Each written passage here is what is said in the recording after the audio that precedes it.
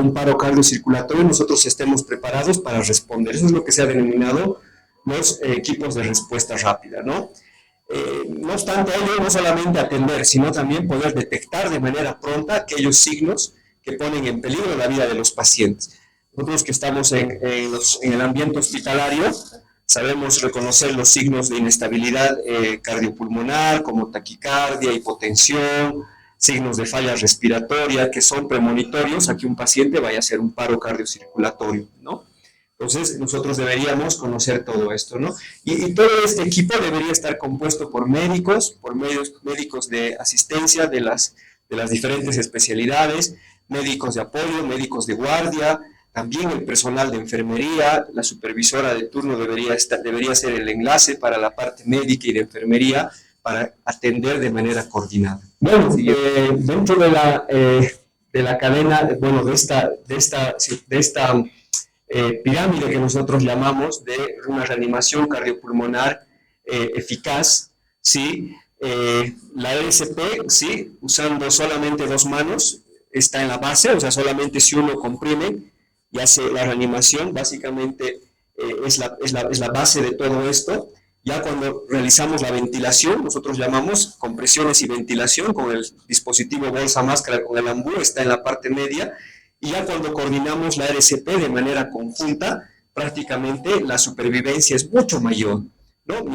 Esto significa que mientras uno reanime solo, sin un equipo coordinado, entonces la situación va mal. Cuando uno reanima con un equipo coordinado y con los elementos adecuados, la supervivencia es mayor. Eso es lo que se denomina la calidad de reanimación cardiopulmonar, ¿no? Muy bien, entonces, ¿cómo hacemos nosotros? Básicamente, ya entrando en materia, si un paciente no responde, lo que nosotros hacemos es verificamos el pulso, ¿no? Activamos el sistema de emergencia, eso significa pedimos un desfibrilador de manera inmediata e iniciamos las compresiones torácicas. Ya vamos a ver en la parte práctica, una vez que le hablamos al paciente, lo que nosotros debemos hacer es palpar el pulso carotídeo, básicamente, mirar al paciente si hay una excursión respiratoria o no, e inmediatamente activar, si no hay pulso, activamos el sistema de emergencia y empezamos con las compresiones de manera inmediata. Las compresiones igualmente eficaces a 5 centímetros, ¿no? del apéndice de sifoides, ¿sí? Prácticamente se han relacionado con un mayor flujo sanguíneo cerebral y mejor supervivencia de los pacientes. Entonces, si estamos solos, prácticamente realizamos 30 compresiones y 2 ventilaciones, si estamos solos. O si en caso estamos con un acompañante, hacemos 100 compresiones, 100 a 120 compresiones, con una ventilación cada 4 a 5 segundos, teniendo una ventilación total de 12 a 14 ciclos por minuto, que es la frecuencia respiratoria normal, ¿no? Entonces, me parece que esta es la sistemática que nosotros deberíamos aplicar prácticamente en una situación de paro cardiocirculatorio de manera eficaz. Siguiente. Bueno, estas son las maniobras básicas que deberíamos realizar una vez que hemos detectado el paro cardiocirculatorio, una vez que hemos iniciado las compresiones y tenemos un segundo operario que nos ayuda. La operación más importante es abrir la vía aérea. La vía aérea se la abre simplemente levantando el mentón, hiperextendiendo la cabeza, siempre y cuando no haya contraindicación y lesión cervical, y esto nos va a hacer que la lengua, que es la principal causa que obstruye la vía aérea superior, despeje. Pero también tenemos otros ayudantes, como estas cánulas que las conocen, son las cánulas de Gebel que tenemos en los carros de paro, que nos ayudan a despejar la vía aérea. Entonces, una vez que detectamos el paro, ¿sí? Iniciamos las compresiones y el segundo operario lo que debe hacer es abrir la vía aérea. Abrir la vía aérea, continuar con las ventilaciones y continuar con el masaje cardíaco, ¿no? Reaccionar ante un paciente, si el paciente está inconsciente prácticamente, lo que nosotros hacemos, evaluamos en el soporte vital, pedimos ayuda, pedimos un desfibrilador e iniciamos las compresiones torácicas, ¿no? A partir de esto, en cada ciclo vamos a ver, cada ciclo dura aproximadamente 2 minutos, ¿no? 2 minutos más o menos dura cada ciclo, en cada 2 minutos nosotros vamos a chequear el ritmo. Para eso es importante tener el desfibrilador de manera pronta, ¿no? Ya, la siguiente, por favor. Ya, bueno, por ejemplo, acá es un paciente que no está respondiendo, miren, en la lámina número 1, no responde, está palpando el pulso carotídeo, inmediatamente está activando el sistema de emergencia, está tocando un timbre para poder alertar a todo el personal, y en la figura 3 está iniciando ya la RSP. Hemos dicho 100 a 120 compresiones, ¿sí? En frecuencia a una profundidad de 5 centímetros aproximadamente, con una ventilación cada 4 a 5 segundos, ¿no? Inmediatamente, pues hemos pedido el desfibrilador y se procede al monitoreo de manera pronta, ¿no? El objetivo del monitoreo de manera pronta con el desfibrilador, ya sea con parches, que pueden tener algunos desfibriladores, o con las palas, es que podamos reconocer qué ritmos son desfibrilables o qué ritmos no son desfibrilables. En la RCP tenemos dos ritmos que son desfibrilables, ¿no? La fibrilación ventricular y la taquicardia ventricular. La taquicardia ventricular que está arriba, que son esos complejos con alta frecuencia, que más o menos están entre 150 a 200 latidos por minuto, y que tienen las ondas, las QRS, las ondas RR, que son regulares, una taquicardia ventricular. Y la fibrilación ventricular es la que está en la parte del medio, donde prácticamente es un ritmo caótico a una frecuencia que está por encima de los 200 latidos por minuto. En ambas situaciones tenemos que desfibrilar de manera pronta. Ese es el objetivo de poder solicitar un desfibrilador de manera temprana. Si no son ritmos desfibrilables, entonces son ritmos no desfibrilables. Los dos ritmos no desfibrilables básicamente son la sistolia, que es esa línea plana que ven ahí en la parte de abajo, y la actividad eléctrica sin pulso, lo que antes se denominaba como disociación electromecánica, que ese es un término de nomenclatura un poco más antiguo. En ambas situaciones, en la sistolia y en la actividad eléctrica sin pulso, básicamente debemos continuar con el masaje cardíaco y con la administración de adrenalina. Aquí también de esto se desprende que en todos nuestros casos de paro deberíamos proveernos de adrenalina como un elemento fundamental en la reanimación cardiopulmonar. Entonces, repitiendo nuevamente, paciente no responde, activamos el sistema de emergencia, pedimos un desfibrilador, mientras trae un desfibrilador empezamos el masaje cardíaco. Ya hemos dicho a qué frecuencia, 100 a 120, con una respiración cada 4 a 5 segundos, mientras monitorizamos. Pasamos un ciclo de RCP, o sea, hacemos la reanimación 2 minutos, ¿sí? 2 minutos, y chequeamos el ritmo. Si es un ritmo desfibrilable, taquicardia ventricular o fibrilación ventricular, ¿no? Y si es ritmo no desfibrilable, pues es actividad eléctrica sin pulso y asistolia. ¿Con qué voltaje vamos a desfibrilar? Básicamente vamos a depender si es que tenemos un desfibrilador monofásico o bifásico, ¿no? Si es un desfibrilador monofásico, lo que vamos a hacer es darle 200 joules, de 100 a 120 joules. Y si es un desfibrilador bifásico, 360 joules. Hay que chequear qué tipo de desfibrilador tenemos en cada institución, y en general se recomienda dar el máximo voltaje para tener mayor éxito en la desfibrilación. Entonces, este sería más o menos el escenario que nosotros deberíamos actuar, ¿no? La siguiente, por favor. Ahí está proporcionando ventilaciones, un operador está solo, 30 compresiones con 2 ventilaciones, ¿no? Y en esta situación ya hay 2 reanimadores donde debería dar 100 a 120 en frecuencia de compresión, con una ventilación cada 4, 5, cada 6 segundos, normalmente hasta tener una frecuencia respiratoria de 12 a 14 por minuto. En este caso están ventilando a 2 manos, ¿no? Se están ayudando a 2 manos. La siguiente. Estos son los desfibriladores que, como habíamos comentado, pueden ser desfibriladores más modernos o pueden ser un poco más antiguos. En cualquier situación, la desfibrilación debería realizarse de manera precoz. Si no tenemos para un monitoreo de los parches, como ven acá en el medio, algunos sí tenemos para poder colocar los parches en la región anterior y posterior del tórax. Tenemos que utilizar las paletas para poder chequear el ritmo de manera inmediata y, bueno, tener en conocimiento siempre que los ritmos que son desfibrilables, taquicardia ventricular y fibrilación ventricular.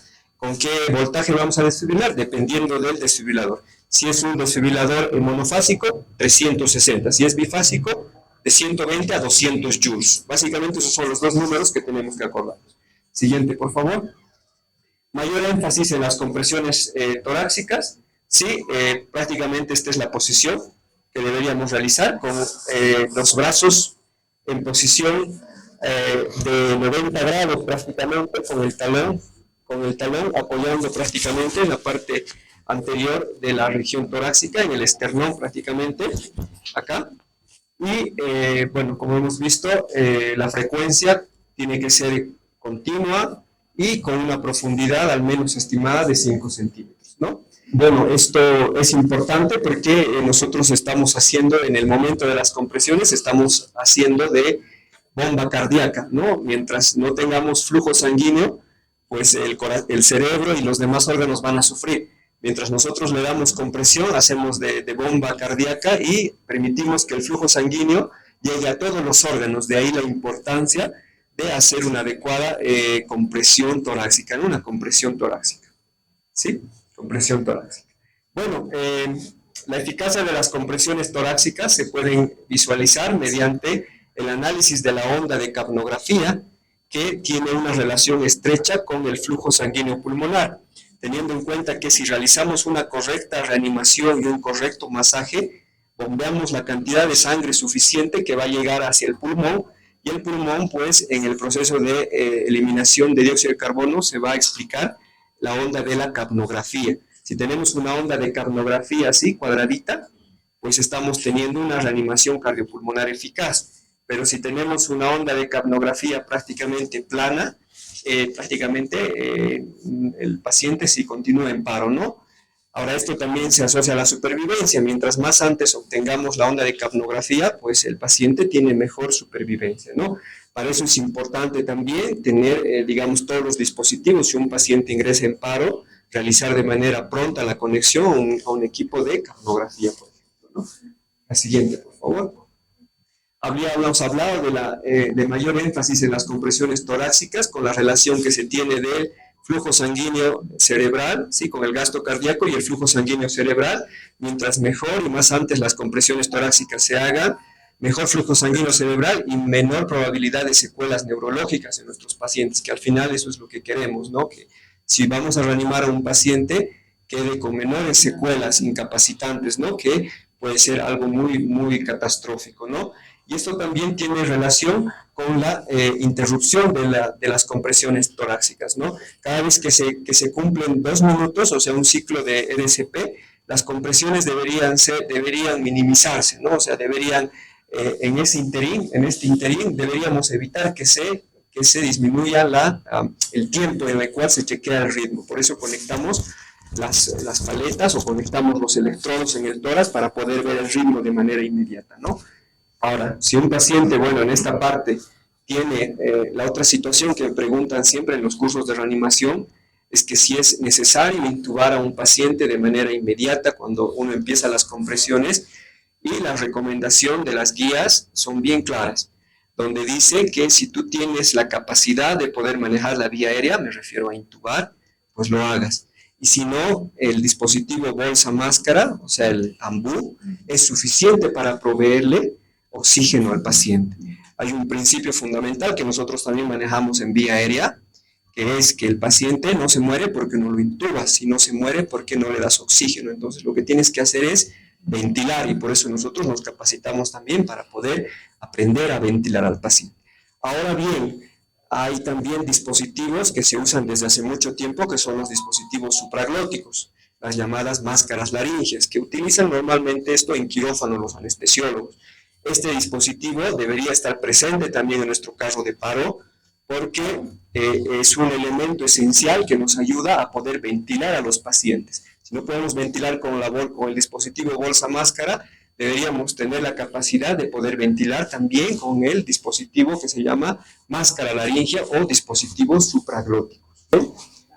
Lo que sucede es que nosotros entramos en pánico, en desesperación, y muchas veces tenemos diferentes formas de reaccionar, ¿no? Por la liberación de adrenalina, etcétera. Algunos pueden reaccionar de manera más pasiva, otros son más agresivos, gritan, etcétera. Sin embargo, eso no sirve mucho si no nos organizamos. Lo que hay que organizar es que haya un líder del equipo de reanimador y él es el que organiza, y normalmente ese líder es el que va a la cabecera del paciente. No, puede ser un médico, puede ser una enfermera bien capacitada en RSP y que vaya dirigiendo, ¿no? Por ejemplo, entre un paciente en paro, yo me hago cargo de la vía aérea, no sé intubar, pero sé ventilar, sé ambucear, y le indico al doctor, empieza con las compresiones, ¿no? Inmediatamente. La licenciada traiga el desfibrilador, ¿no?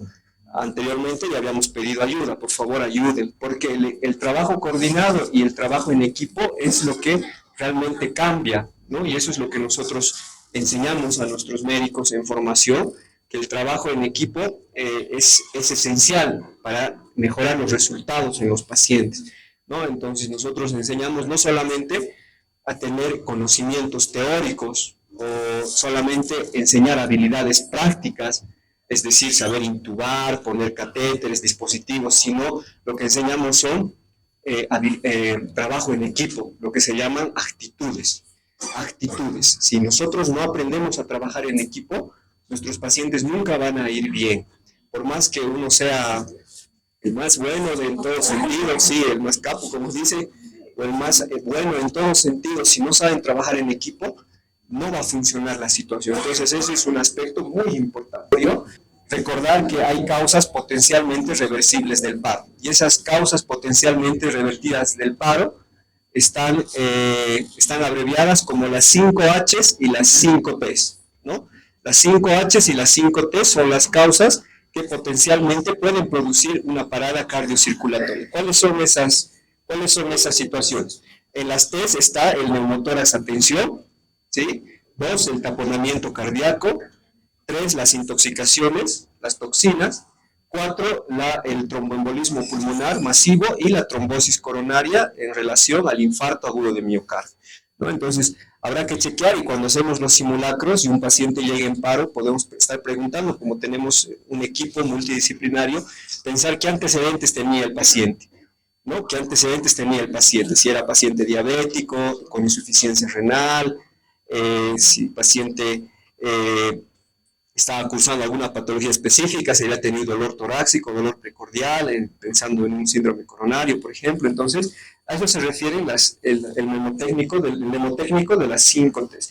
Las 5 H's, la hipovolemia, que es frecuente, sobre todo en pacientes politraumatizados, vemos muy frecuentemente la hipovolemia, la hipoxia, también muchos pacientes hacen parada cardiocirculatoria porque entran en un cuadro de insuficiencia respiratoria severa, como en un cuadro de insuficiencia respiratoria, y hacen paro por hipoxia, o hacen por hidrogeniones, por cuadros de acidosis metabólica, generalmente cuando hay un fracaso del riñón, ¿sí? Hiperpotasemia también está relacionado, porque la hipopotasemia tienen una repercusión directa sobre el potencial de acción cardíaco, retardando su conducción y produciendo arritmias potencialmente letales, ¿sí? Y la hipotermia también, que esto está en relación también con, por ejemplo, con situaciones en las cuales hay extremo frío o pues, pacientes que los encontramos en la calle y que nos los traen después de situaciones adversas como accidentes, por ejemplo, ¿no? Entonces, ya este fue un algoritmo ya para poder terminar básicamente, es lo que les decía,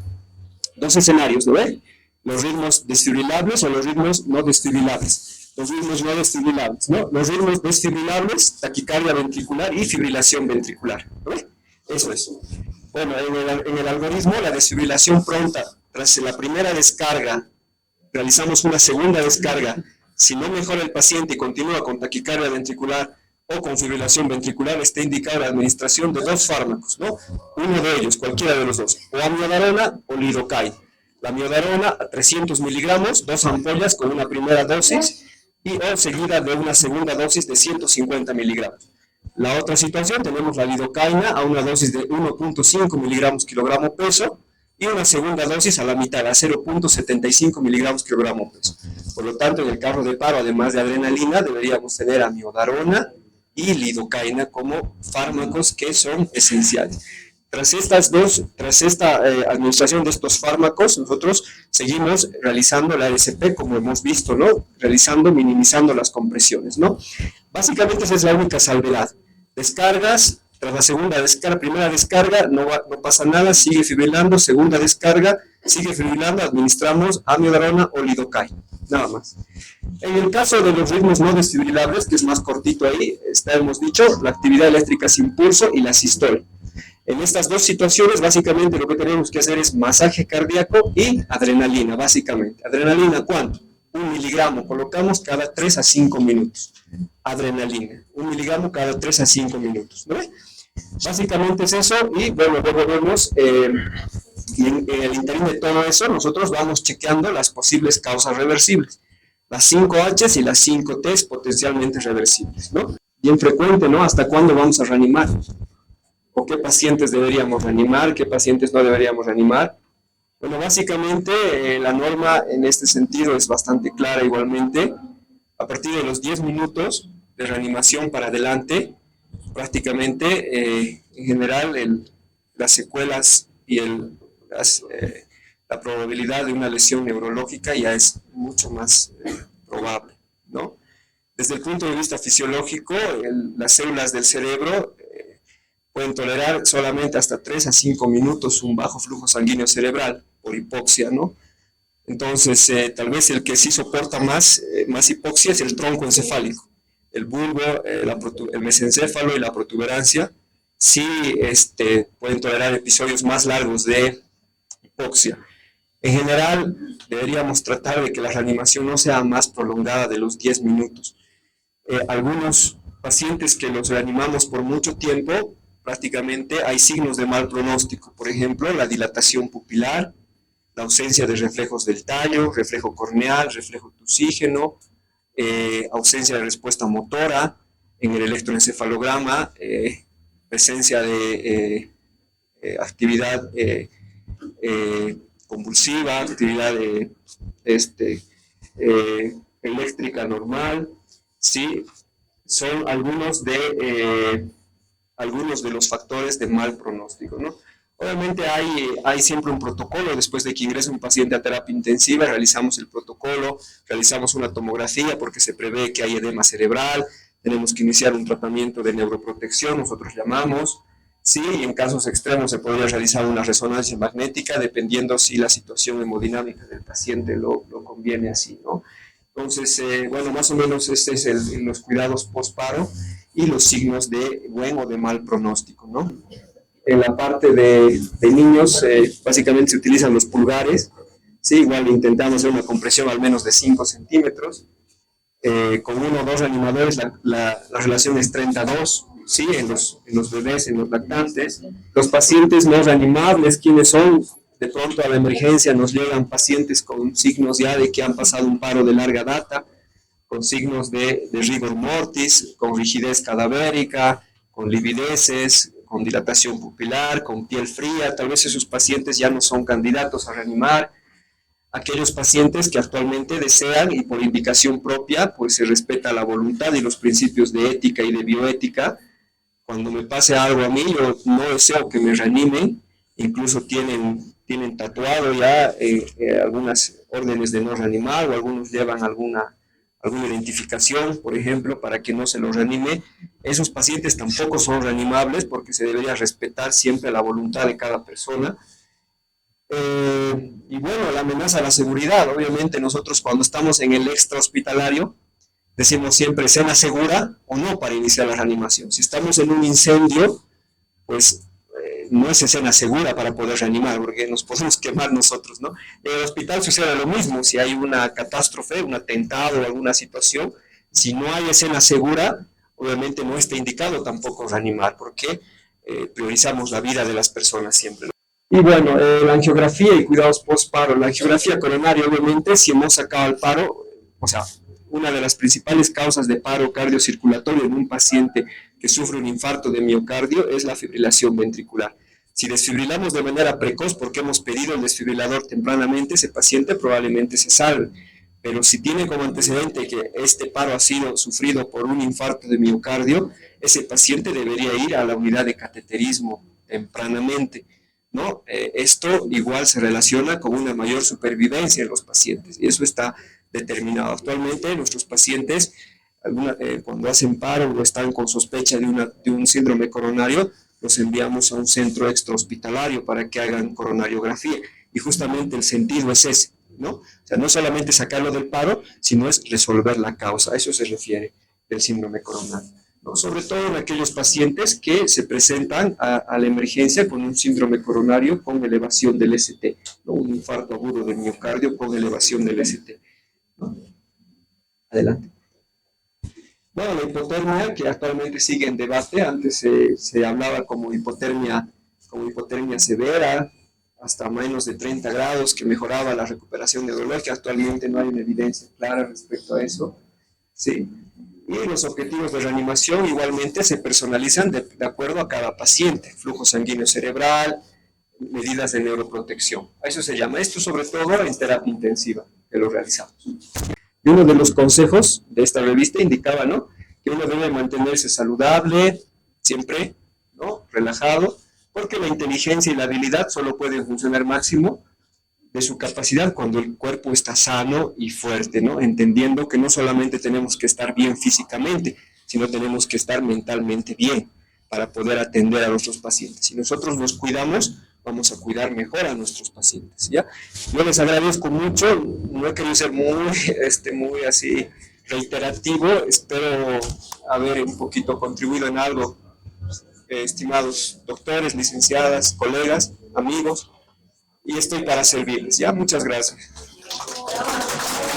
Bueno, no sé si la mayoría me conoce, yo soy la licenciada Linda Gutiérrez, actualmente soy licenciada en enfermería en el servicio de terapia intensiva en el hospital.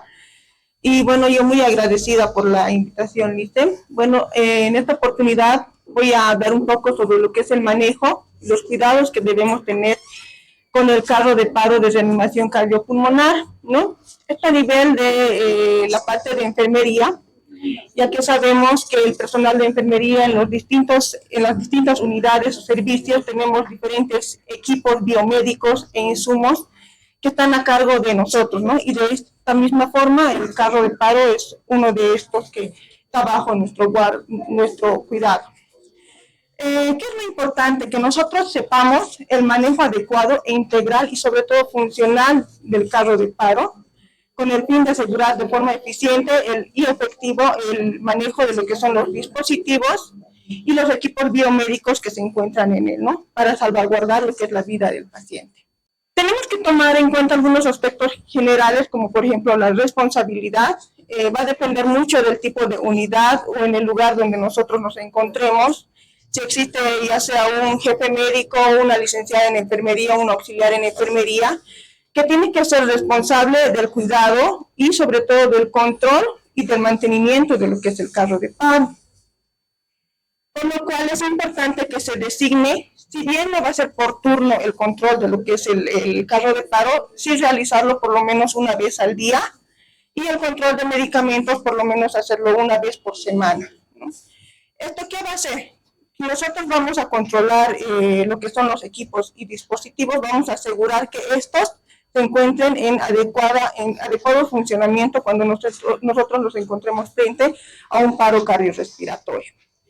Es obligación, asimismo, de todo el personal médico, de enfermería y que trabaje en el área hospitalaria, conocer la ubicación del carro de paro, por lo cual este carro de paro debe encontrarse en un área accesible y que sea de fácil manejo y de fácil transporte, ¿no? Como podemos ver aquí, entonces la función de la licenciada o del auxiliar de enfermería es controlar lo que es los insumos y los medicamentos y el adecuado funcionamiento de lo que son los equipos biomédicos, como por ejemplo los laringoscopios que deben estar con las pilas y deben estar en funcionamiento, el desfibrilador que debe estar conectado a una toma de corriente y que nos asegure que en la utilización vaya a descargar la energía. Bueno, ¿y qué es el carro de reanimación cardiopulmonar? Es una unidad móvil, compacta, ya que contiene diferentes equipos biomédicos, insumos, y así también estos nos van a garantizar lo que es la continuidad y la conservación de la vida del paciente frente a un paro cardiorrespiratorio. El carro de paro está clasificado por diferentes compartimentos. Como podemos ver aquí en la parte superior, vamos a encontrar equipos biomédicos como por ejemplo el desfibrilador. Tenemos que tener un sistema de aspiración manual, ¿ya? Como el carro de paro que tienen ustedes abajo, no cuentan con un desfibrilador, pero sí cuentan con un monitor multiparamétrico para poder nosotros valorar lo que es la actividad eléctrica del paciente. También tenemos que tener el gel conductor. En el primer cajón del carro de paro, en el primer compartimento de medicamentos, nosotros debemos tener diferentes medicamentos, se podría decir, de primera línea que vamos a utilizar frente al paro cardiorrespiratorio. Como ya lo había anticipado anteriormente el doctor, la adrenalina es uno de los medicamentos que no debe faltar la atropina, relajantes musculares en el caso de que se vaya a realizar la intubación, como atracurio, rocuronio, succinilcolina, antiarrítmicos como la amiodarona, lidocaína, bicarbonato de sodio, clorferinamida, vasopresores como la dobutamina, noradrenalina, dextrosa al 50% cuando nos encontremos pacientes con hipoglicemia, diazepam en caso de pacientes con convulsión, fentanil o remifentanil en caso de que se vaya a realizar lo que es la intubación orotraqueal, gluconato de calcio, morfina, midazolam y propofol en caso de que necesitemos sedar al paciente, ¿no? Entonces, todos estos medicamentos los encontramos en el primer cajón, en el primer compartimento de los medicamentos. La personal asignado de realizar este control debe vigilar que estos medicamentos se encuentren dentro de la vigencia, ¿no?, de uso, ¿no? Entonces, para eso nosotros utilizamos esta clasificación o esta semaforización para clasificar a los medicamentos. Por ejemplo, medicamentos que tienen 2 años de vigencia o más, clasificarlos con un color verde o ponerle una cinta o verde. Los que se encuentren de 2 años a menos, clasificarlos con un color amarillo, y aquellos medicamentos que se encuentren en un tiempo de vigencia de 6 meses, clasificarlos con un color rojo, ¿no? Cosa que esto nos alerte y nosotros podamos hacer la rotación de estos medicamentos y no se encuentren vencidos dentro de nuestro caso de paro.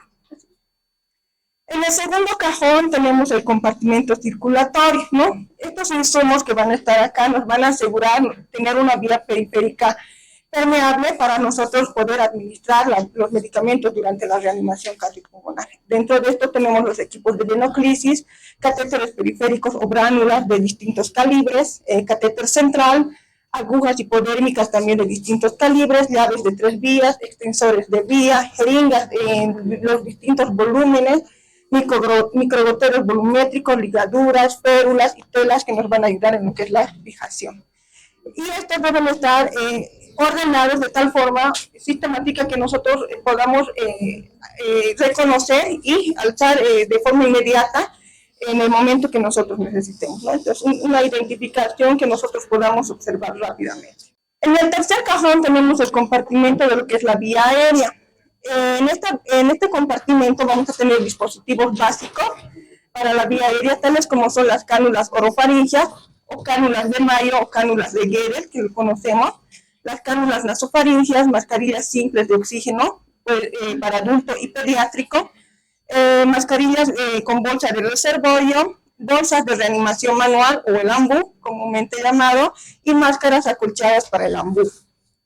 Y dentro de los dispositivos avanzados de la vía aérea, en caso de que contemos con un personal ya que tenga la experticia en intubación orotraqueal, debemos contar con el laringoscopio, con las diferentes valvas para adulto y pediátrico, tubos orotraqueales para adulto y pediátrico también, y en el caso de que, como lo ha dicho el doctor, también si es necesario tenerlo en el carro de paro, las máscaras laringias en los diferentes números.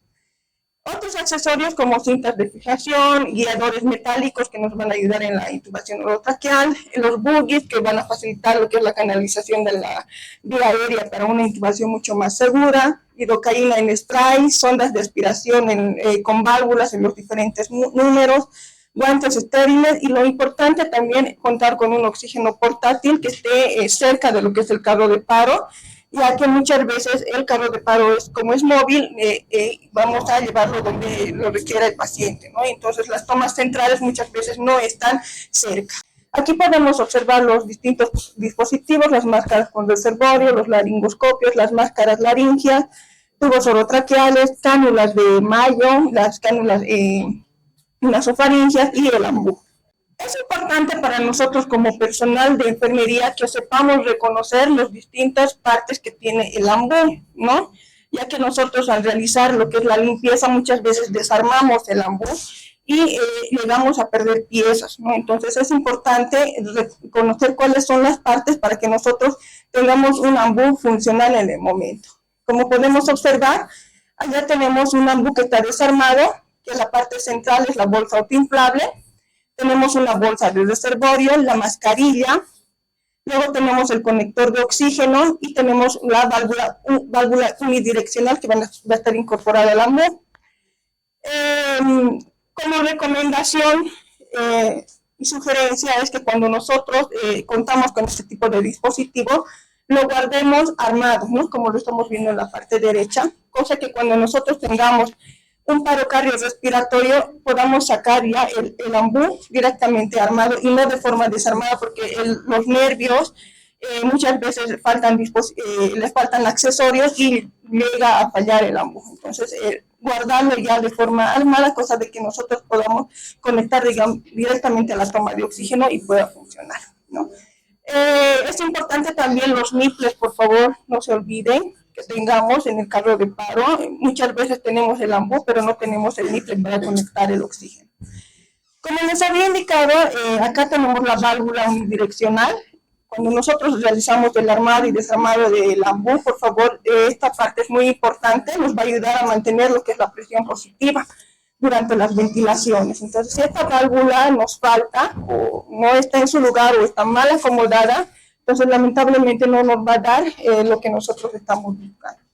También es importante para nosotros como personal de enfermería o personal también médico que conozcamos la instalación o el colocado de lo que es la cánula de Mayo, ¿no? Entonces nosotros como enfermeras también podemos realizarlo. Entonces, ¿qué es la cánula de orofaringia o cánula de Mayo? Es un dispositivo en forma de J que se coloca sobre la lengua, ¿no? Para barrer la lengua hacia adelante y nos pueda facilitar lo que es una vía aérea permeable.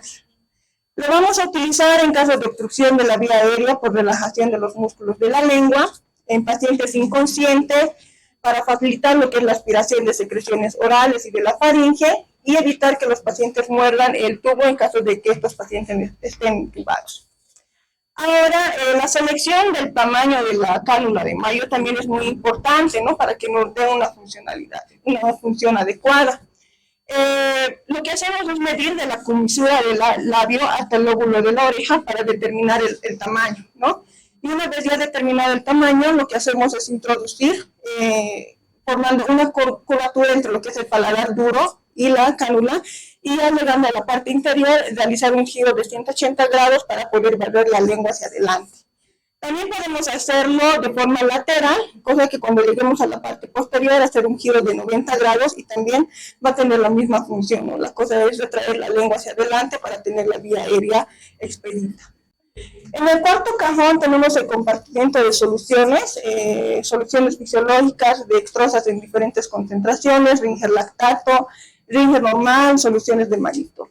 Como personal de enfermería también es importante que mientras se está realizando lo que es de la reanimación cardiopulmonaria, sea el médico u otra persona, nosotros ya estemos monitorizando al paciente, ¿no? Entonces no esperar que la parte médica lo haga o que nos indique que monitoricemos, nosotros ya tendríamos que estar monitorizando al paciente. Entonces nosotros tenemos que conocer dónde vamos a ir colocando los electrodos para poder realizar lo que es la monitorización electrocardiográfica de forma continua y así poder ver los ritmos que nos está dando el paciente. Entonces es el registro de la actividad eléctrica del corazón que se va a visualizar en un monitor multiparamétrico. Entonces, para ello, para nosotros conocer dónde vamos a colocar los electrodos, nos vamos a guiar con el triángulo de Einthoven, ¿ya? Que es una representación gráfica de las derivaciones frontales de D1, D2 y D3, que se van a colocar en ambos brazos, ¿no? Y en la pierna izquierda, según la gráfica y el triángulo de Einthoven, ¿no? Entonces, de acuerdo a esta gráfica, nosotros nos vamos a guiar también en la parte del tórax para colocar lo que son los electrodos. Va a depender mucho del equipo que nosotros tengamos, por eso es importante que nosotros conozcamos los equipos que tenemos en el carro de paro, ¿no? Ya sea un desfibrilador o un monitor multiparamétrico que nos va a dar derivaciones para nosotros poder monitorizar al paciente, va a depender mucho de ello, ¿no? Del tipo de equipo que tengamos y la configuración que tenga este equipo. Hay equipos que tienen configuraciones europeas, ¿no? Que nos los da la Comisión Electrotécnica Internacional, y hay equipos que tienen configuración americana, ¿no? Que nos los da la Asociación Americana de Corazón. Entonces, mucho depende de la configuración de nuestro equipo. Ahora, si nuestro equipo, sea el desfibrilador o el monitor, tiene configuración europea, nos va a dar siglas o nos va a dar una codificación de colores, ¿no? Y siglas que van a ser una sola. Por ejemplo, el rojo, que es R, que significa right, que es lado derecho. Entonces nosotros vamos a colocar R por debajo de la clavícula, ¿no? Y el amarillo, que es L, left, que significa izquierdo, lo vamos a colocar por el lado de la clavícula inferior del lado izquierdo. Y el verde, que significa foot, que significa pie izquierdo. Si ustedes pueden ver, se realiza lo que es la triangulación, el triángulo de Beethoven se mantiene, ¿no? Si bien nosotros no lo estamos colocando en la pierna, pero sí estamos manteniendo ese diagrama, ¿no? Entonces, el tercer electrodo, que es foot, se lo coloca por debajo de la costilla, de las costillas, ¿no? Ahora, muchos de estos monitores llegan a tener incluso 4 derivaciones y otras hasta 5. Si nos encontramos con un monitor con 4 derivaciones, por ejemplo, un N, que es neutral, va a ir del otro lado, ¿no? Por debajo de las costillas, en el borde del lado derecho. Y si nos encontramos con otra derivación, que son los precordiales, podemos colocar este electrodo, que es el auxiliar, en las diferentes derivaciones de B1 a B6, depende del lado de corazón que nosotros queramos ver. Entonces, de B1 a B6 podemos colocar el electrodo, que es el precordial. Ahora, en la configuración americana es lo mismo. También tiene una codificación de colores y las siglas pero en esta ocasión ya no es una sola sigla, son 2, ¿no? La primera, que es el color blanco, que es RA, right arm, que se va a colocar, que dice brazo derecho, se coloca por debajo de la clavícula del lado derecho. El negro, que es LA, left arm, brazo izquierdo, se coloca por debajo de la clavícula del lado izquierdo. El rojo, que es LN, left leg, pierna izquierda, se coloca al borde inferior de las costillas del lado izquierdo. Y verde, RN, right leg, pierna derecha, se coloca por debajo del borde de las costillas del lado derecho. Y si tenemos el electrodo auxiliar, que es el café, entonces de la misma forma colocamos en cualquier parte que nos permita las derivaciones de B1 a B6. El manejo del desfibrilador, bueno, ya no los había anticipado también el doctor, es muy importante conocer el tipo de equipo que nosotros vayamos a contar en el carro de paro. Básicamente, en nuestro carro de paro deberíamos contar con un desfibrilador externo automático, ¿no? Con un DEA, que es un equipo ligero, portátil, computarizado, nos va a ayudar a identificar los ritmos anormales del paciente si necesitan en algún momento alguna descarga. Y también tenemos los desfibriladores bifásicos y los monofásicos. Los bifásicos nos van a dar una descarga eléctrica mucho más distribuida, ¿no? Causando menos daño y lesiones en el corazón. Las dosis son de 120 a 200 joules. Y el desfibrilador monofásico, que nos va a dar la descarga en una sola dirección hasta 360 joules. Ahora hemos visto los ritmos, que son los desfibrilables y los no desfibrilables, ¿no? Los desfibrilables tenemos lo que es la fibrilación ventricular y la taquicardia ventricular, y los no desfibrilables, la actividad eléctrica sin pulso, que si bien el monitor está registrando la actividad eléctrica, pero nosotros palpamos y no hay pulso, y la sistolia, que es no la línea isoeléctrica. Nosotros de repente no vamos a hacer la descarga del desfibrilador, pero es importante que nosotros conozcamos. Ahora, también es importante que nosotros podamos detectar algunos signos de deterioro clínico, ¿no? En la consulta muchas veces nos van a llegar pacientes con diferentes sintomatologías. Por ejemplo, con compromiso de la vía aérea, cuando existe obstrucción de la vía aérea, frecuencia inferior a respiratoria menor a 6 minutos o superior a 30 por minuto, frecuencia cardíaca inferior a 30 latidos por minuto o superior a 140 latidos por minuto, presión arterial sistólica inferior a 90 milímetros de mercurio, hipertensión arterial sintomática, disminución del estado de conciencia, agitación inexplicable, convulsiones y también la preocupación subjetiva que nos pueda referir el paciente. Bueno, eso es. Muchas gracias. Dos manos, sí, se coloca una C. Para hacer la ventilación no es muy complicado. Chequeamos que la máscara sea del tamaño de la cara de cada paciente. Este es el dispositivo de esa máscara y muy importante conectarlo al oxígeno.